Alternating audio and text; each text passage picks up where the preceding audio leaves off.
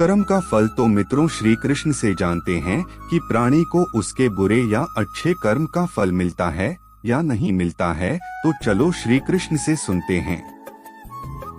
एक लड़की थी।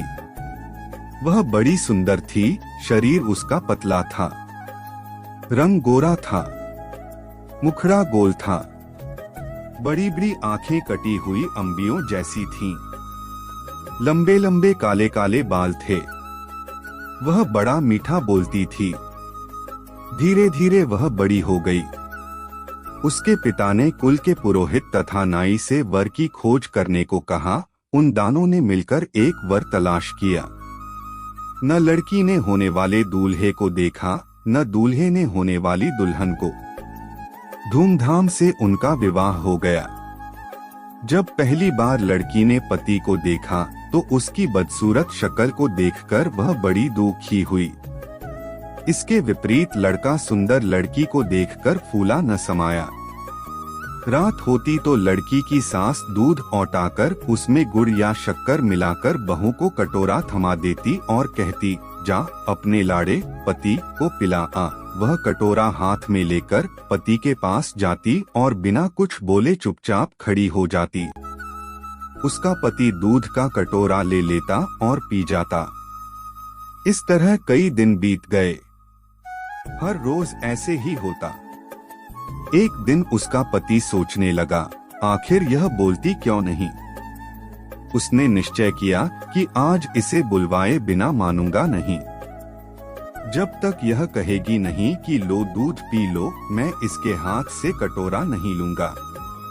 उस दिन रात को जब वह दूध लेकर उसके पास खड़ी हुई तो वह चुपचाप लेटा रहा। उसने कटोरा नहीं थामा। पत्नी भी कटोरे को हाथ में पकड़े खड़ी रही, कुछ बोली नहीं। बेचारी सारी रात खड़ी रही, मगर उसने मुंह नहीं खोला।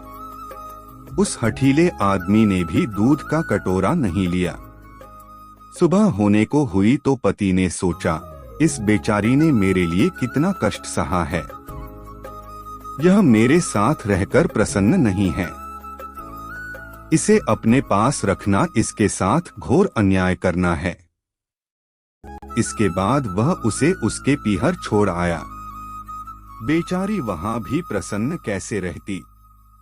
वह मन मन ही कुढ़ती। वह घुटकर मरने लगी। उसे कोई बीमारी न थी। वह बाहर से एकदम ठीक लगती थी। माता पिता को उसके विचित्र रोग की चिंता होने लगी। वे बहुत से वैद्यों और ज्योतिषियों के पास गए, पर किसी की समझ में उसका रोग नहीं आया। अंत में एक बड़े ज्योतिषी ने लड़की के रंग रूप और चाल ढाल को देखकर असली बात जान ली। उसने उसके हाथ की रेखाएं देखीं। ज्योतिषी ने बताया, बेटी, पिछले जन्म में तूने जैसे कर्म किए थे, तुझे ठीक वैसा ही फल मिल रहा है। इसमें न तेरा दोष है न तेरे पति का। तेरे पति ने पिछले जन्म में सफेद मोतियों का दान किया था और तूने ढेर सारे काले उड़द मांगने वालों की झोलियों में डाले थे। सफेद मोतियों के दान के फल से तेरे पति को सुंदर पत्नी मिली है और तुझे उड़दों जैसा बदसूरत आदमी मिला है।